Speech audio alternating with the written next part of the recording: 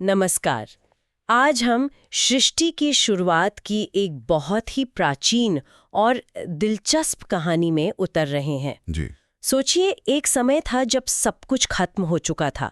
हर तरफ सिर्फ पानी ही पानी, अंधेरा, शून्यता। हाँ, इसे कल्प का अंत या प्रलय की रात कहते हैं। बिल्कुल। तो फिर इस महासागर से जीवन कैसे शुरू हुआ? पृथ्वी कैसे बनी?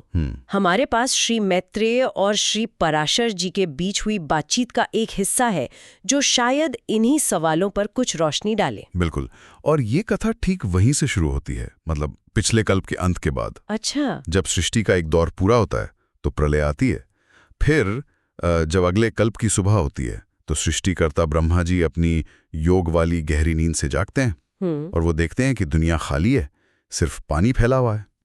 यहीं से भगवान नारायण की भूमिका सामने आती है। हाँ। और उनके एक खास अवतार वाराह अवतार की कहानी शुरू होती है। तो आज का हमारा मकसद है इस प्राचीन ज्ञान को समझना जी। कि कैसे ब्रह्मा जी ने दोबारा सृष्टि रचने का इरादा किया और उससे पहले कैसे भगवान विष्णु ने वो सूअर का रूप धरकर पानी में डूबी पृथ्वी को बाहर निकाला। हाँ, उस पूरे घटनाक्रम को समझना। चलिए इस सफर पर चलते हैं। जरूर। अच्छा, तो कहानी शुरू होती है ब्रह्मा जी के जागने से। जी।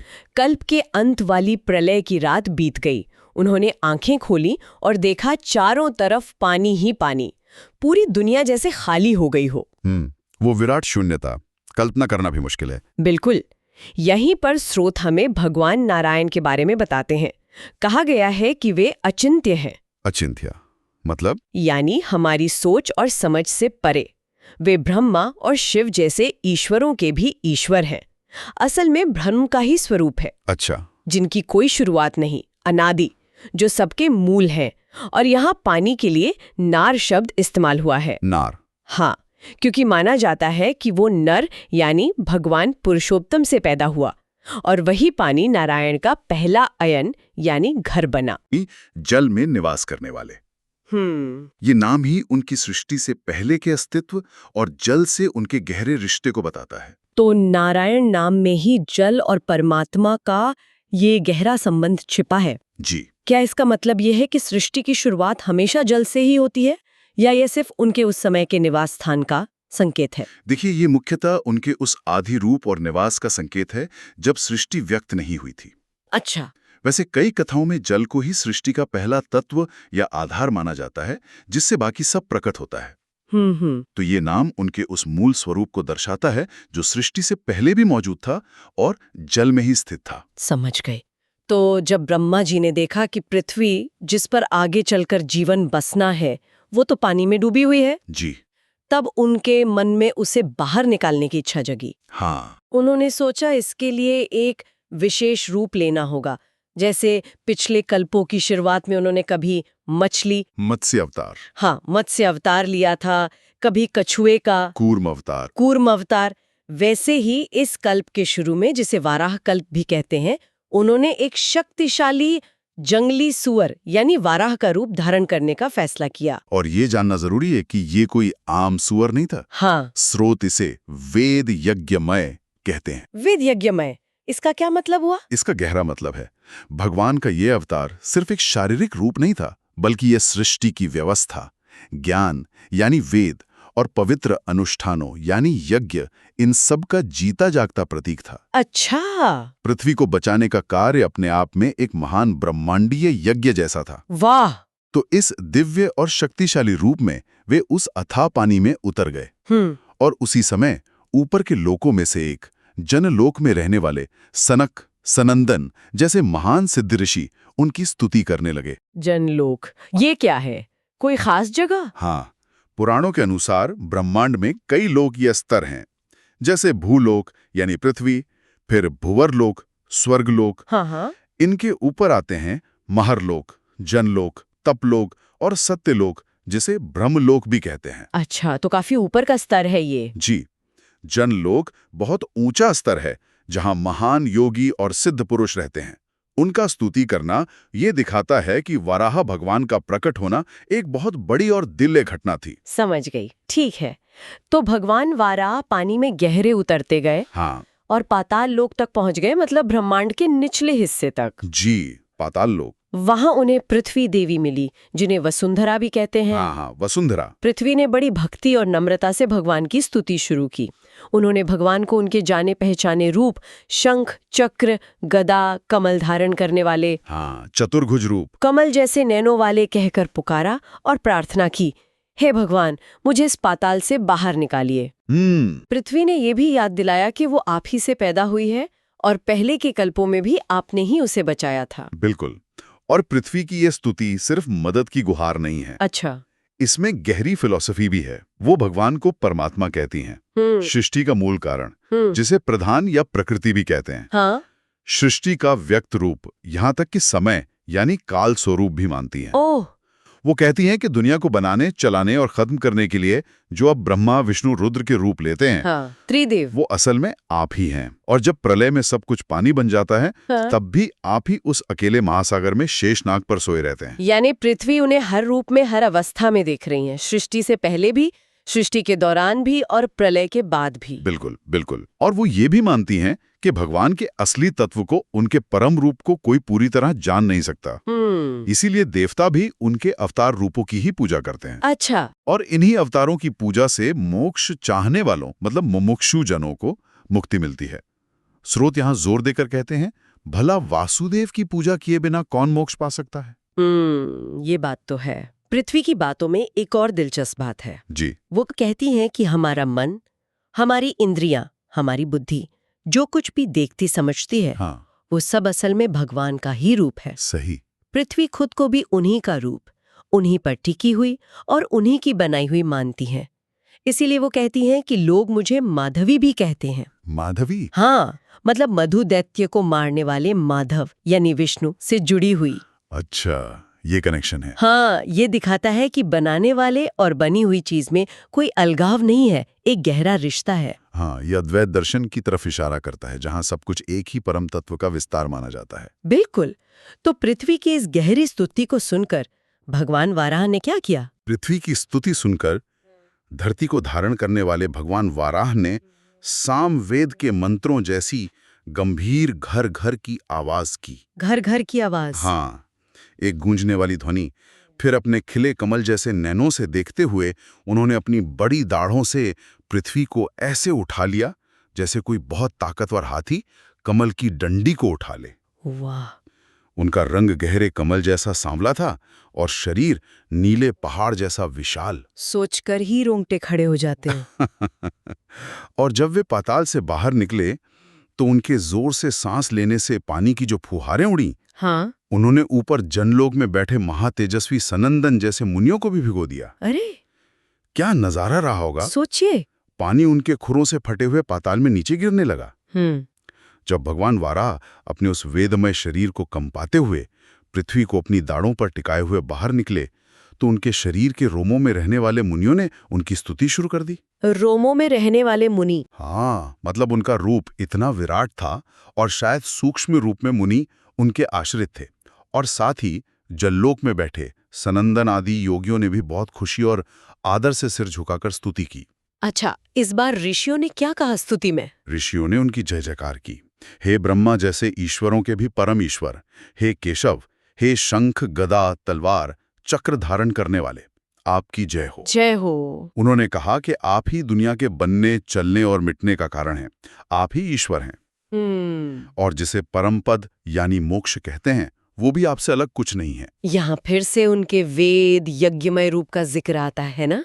ऋषियों ने उसे और विस्तार से बताया। हाँ, बिल्कुल। और यहाँ ऋषि उसका और गहरा मतलब समझाते हैं। वो कहते हैं, आपके पैर चारों वेद हैं। चारों वेद? हाँ, आपकी दाढ़ें यज्ञ के खंबे यूप हैं। आपका मुंह यज्ञ की वेदी चिति है।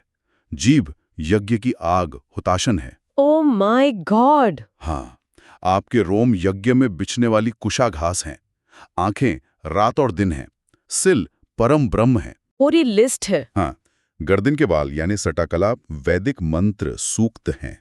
सांस यज्ञ की आहुति हवी है। थूथन घी डालने वाला चम्मच स्तृक है। आपकी आवाज सामवेद का गान है। शरीर यज्ञ की शाला प्रागवंश और यज्ञ खुद सत्र है। और कान यज्ञ इष्ट और पुण्य के काम पूर्त जैसे कुआं तालाब बनवाना वाले धर्म हैं। बाप रे, मतलब पूरा का पूरा यज्ञ और ब्रह्मांड ही उनके शरीर में समाया हुआ है। सही। ये तो बहुत ही अद्भुत कल्पना है। इसे याद रखना तो खैर मुश्किल है, पर इसका सार क्या है? मतलब क्या बताना चाह रहे हैं ऋषि? सार यही है कि भगवान का ये अवतार सिर्फ पृथ्वी को बचाने के लिए नहीं था। ये पूरी ब्रह्मांडीय व्यवस्था, धर्म और ज्ञान का ही स्वरूप था। अच्छा। उनका हर अंग किसी न किसी दिव्य या यज्ञ तत्व का प्रतीक था। ये दिखाता है कि भौतिक जगत और आध्यात्मिक प्रक्रियाएं आपस में जुड़ी हुई हैं और भगवान उन सबके मूल में हैं। और वो कमल वाले पत्ते वाली उपमा भी तो थी। वो क्या थी? हाँ, वो बहुत सुंदर है। ऋषि कहते हैं कि हे नाथ, आपकी दाढ़ों पर रखी ये पूरी पृथ्वी ऐसी लग रही है हाँ, जैसे कमल के जंगल को रौंदते हुए किसी हाथी के दांत पर कीचड़ से सना कमल का पत्ता लगा हो। वाह, क्या उपमा है ना? ये उनके विशाल आकार और पृथ्वी के सापेक्ष छोटेपन को खूबसूरती से दर्शाती है। और उनका शरीर कितना विशाल था? इतना विशाल कि पृथ्वी और आकाश के बीच की सारी जगह उसी से भरी हुई थी। इसके बाद ऋषि एक और गहरी बात कहते हैं, है ना, जगत के बारे में। बिल्कुल। वे कहते हैं कि ये जो हमें ठोस दुनिया दिखाई देती है, ये जो मूर्तिमान जगत है, हाँ, ये असल में ज्ञान स्वरूप आप यानी भगवान का ही रूप है। अच्छा। जो लोग अज्ञानी हैं वो भ्रम में पड़कर इसे सिर्फ भौतिक चीजों का समूह समझते हैं और मोह माया में फंसे रहते हैं। लेकिन जिनका मन शुद्ध है, जो ज्ञानी हैं, वे इस पूरी दुनिया को आपका ज्ञानमय रूप ही देखते हैं। यानी पदार्थ और चेतना या दुनिया और भगवान असल में अलग नहीं है। उनके अनुसार हाँ, जो ज्ञानी है वो ये अभेद देख पाता है। ये समझना थोड़ा मुश्किल है पर बहुत गहरा है। तो इस स्तुति के बाद क्या हुआ? पृथ्वी को स्थापित किया? जी, इस तरह ऋषियों द्वारा स्तुति किए जाने के बाद परमात्मा वाराह ने पृथ्वी को उठाकर उस अथाह पानी के ऊपर रख दिया। पानी के ऊपर? हाँ, स्रोत कहते हैं कि पृथ्वी पानी पर एक बहुत बड़ी नाव की तरह तैरने लगी, अपने विशाल आकार की वजह से डूबी नहीं। अच्छा, तो पृथ्वी स्थिर हो गई। फिर क्या हुआ? इसके बाद उसे रहने लायक बनाने का काम शुरू हुआ। भगवान ने पृथ्वी को समतल किया। समतल किया? हाँ, फिर उस पर ठीक से पहाड़ जमाए। कहते हैं ये वही पहाड़ थे जो पिछले कल्प के अंत में प्रलय में नष्ट हो गए थे। उन्हें फिर से स्थापित किया? जी, भगवान ने अपनी अमोघ शक्ति से उन्हें फिर से बना दिया। फिर उन्होंने पृथ्वी को 7 बड़े हिस्सों यानी द्वीपों में बांटा। सप्तद्वीप? हाँ, सप्तद्वीप। और भूलोक, भुवरलोक जैसे चारों निचले लोकों को फिर से पहले जैसा बना दिया, उनकी रचना कर दी। रजोगुण मतलब रचना और क्रियाशीलता वाले गुण से युक्त होकर, रजोगुण? जी, उससे युक्त होकर 4 मुख वाले ब्रह्मा का रूप धारण किया और सृष्टि रचनी शुरू की। अच्छा, ब्रह्मा के रूप में? हाँ, उन्होंने अलग अलग तरह के जीव जंतु, पेड़ पौधे आदि बनाने शुरू किए। लेकिन कहानी के आखिर में श्री पराशर जी एक बहुत ही चौंकाने वाली बात कहते हैं ना, सृष्टि के कारण के बारे में। हाँ, और यही शायद इस पूरी कथा का सबसे महत्वपूर्ण दार्शनिक बिंदु है। क्या कहते हैं वो? श्री पराशर जी मैत्रेय ऋषि से कहते हैं कि देखो, सृष्टि की रचना में भगवान तो केवल निमित्त मात्र हैं। निमित्त मात्र मतलब? इंस्ट्रूमेंट जैसा। हाँ, बिल्कुल। इंस्ट्रूमेंटल कॉज, एक बाहरी कारण या साधन। असली या प्रधान कारण तो वो चीजें खुद हैं जिनकी सृष्टि हो रही है, उनकी अपनी शक्तियां। चीजों की अपनी शक्तियां? अच्छा। क्योंकि चीज तो अपनी परिणाम शक्ति से, यानी अपने अंदर बदलने की जो ताकत है, जो पोटेंशियल है, हाँ, इनहेरेंट पोटेंशियल। बिल्कुल, पावर ऑफ ट्रांसफॉर्मेशन, उसी से असलियत या ठोस रूप पाती है। ये तो बहुत गहरा विचार है। मतलब बनाने वाला बस एक जरिया है। हाँ। असली शक्ति तो बनने वाली चीज में ही छुपी है। हाँ, यही इसका सार है। ये बताता है कि हर चीज में, हर कण में अपने आप को व्यक्त करने की, एक रूप से दूसरे रूप में बदलने की क्षमता मौजूद है। भगवान उस प्रक्रिया को शुरू करने वाले या संभव बनाने वाले निमित्त हो सकते हैं, लेकिन सृष्टि का वास्तविक इंजन चीजों की अपनी आंतरिक शक्ति ही है। तो ये थी कहानी ब्रह्मांडीय जल प्रलय से पृथ्वी के उद्धार की, भगवान विष्णु के शक्तिशाली और वो वेद यज्ञमय वराह अवतार की। जी। और फिर ब्रह्मा जी द्वारा सृष्टि की दोबारा शुरू होने की। हमने देखा कि कैसे पृथ्वी देवी और ऋषियों की स्तुतियों ने भगवान के विराट, यज्ञमय और गहरे दार्शनिक स्वरूप को हमारे सामने रखा। और निसंदेह सबसे अहम विचार जो अंत में सामने आया कि परमात्मा रचना में केवल निमित्त कारण है। हाँ। जबकि वस्तुओं का प्रकट होना उनकी अपनी आंतरिक परिणाम शक्ति पर निर्भर करता है। ये कर्ता कौन है, कर्म क्या है और सृष्टि कैसे होती है, इन सवालों पर एक बिल्कुल अलग नजरिए से सोचने पर मजबूर करता है। और यहीं पर हम आज की चर्चा को विराम देते हैं, लेकिन एक सवाल के साथ। जी। अगर जैसा कि स्रोत इशारा करते हैं, भौतिक जगत अपनी ही परिणाम शक्ति से प्रकट होता है और परमात्मा केवल निमित्त मात्र है, तो फिर चेतना जो दिव्य या परमात्म तत्व है और पदार्थ जो बनी हुई वस्तु है, इनके बीच असली रिश्ता क्या है? गहरा सवाल है। हाँ, इस पूरी अभिव्यक्ति की प्रक्रिया में असली कर्तापन, मतलब करने की शक्ति या एजेंसी कहाँ है? क्या वो निमित्त कारण यानी भगवान में है, या परिणाम शक्ति यानी वस्तु की आंतरिक क्षमता में, या फिर दोनों के किसी बहुत गहरे जटिल तालमेल में? बिल्कुल, ये सोचने के लिए गहरा प्रश्न है जिस पर मनन किया जा सकता है।